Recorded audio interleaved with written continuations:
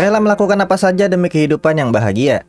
Kenalin nih, namanya Sato, gadis SMA yang hidupnya kelihatan ceria dan bahagia, yang sebenarnya dia dikenal sebagai gadis yang suka main cowok bareng temennya. Tapi Sato bilang kalau dia udah gak mau main cowok lagi ke temennya ini karena dia udah jatuh cinta sama seseorang, bahkan udah tinggal serumah. Tapi temennya ini gak tahu kalau sebenarnya orang yang Sato suka adalah seorang gadis kecil bernama Shio yang dia temuin. Shio adalah orang yang bisa mengisi kekosongan hatinya, kebahagiaan yang selama ini dia gak pernah rasain. Tapi Sato sadar kalau kebahagiaan ini gak bisa berlangsung selamanya karena dia juga harus kerja biar bisa makan dan menuhin kebutuhan lainnya. Tapi karena parasnya yang menawan, ada aja cowok yang nembak dia. Salah satunya ya cowok di tempat kerja dia yang baru ini. Tentu aja langsung ditolak sama Sato dan jadi gosip juga sama koleganya. Nah, di malam itu pas dia mau pulang, dia nggak sengaja ngeliat cowok yang nembak dia diajak masuk ke suatu ruangan sama manajernya. Dan besokannya tuh cowok udah nggak pernah nongol lagi. Plus manajernya ini tiba-tiba jadi sinis dan ngasih Sato banyak lemburan. Dia juga giring opini kalau cowok itu nggak datang lagi karena abis ditolak Sato. Sato juga sebenarnya udah sadar kalau ada yang nggak suka sama dia di sini. Dia juga dapat beberapa ancaman dari koleganya, tapi Sato milih diam aja. Eksploitasi pun dilakuin sama manajernya selama beberapa hari. Sato makin gak punya waktu buat nemenin Shio yang ada di rumah sendirian. Kebahagiaan yang udah dia dapatkan mulai retak perlahan dan itu bikin dia gila. Bahkan kerjaan yang udah dia lakuin selama ini gak dibayar sesuai dengan perjanjian. Manajernya juga makin lama makin seenaknya sama dia. Sampai akhirnya Sato muak dan akhirnya ngebongkar semua kebusukan manajernya ini. Karena manajernya ini haus perhatian dan gak suka karena kehadiran si Sato ini bikin semua orang berpaling dari dirinya. Dan semua ocehan si manajernya ini juga direkam sama si Sato, bikin si manajer sekarang gak bisa apa-apa ke Sato. Tapi di sisi lain Sato juga bukan cewek normal. Perasaan hampa dan kekosongan hati dia di masa lalu teringat kembali karena kejadian ini. Termasuk dirinya yang membunuh pemilik asli rumah yang dia tinggalin dan dirinya yang menculik Shio dan mengurungnya di dalam rumah. Shio juga dilaporin sebagai anak hilang, tapi Sato nggak peduli karena dia cuma pengen menjalani kehidupan yang manis bersama Shio.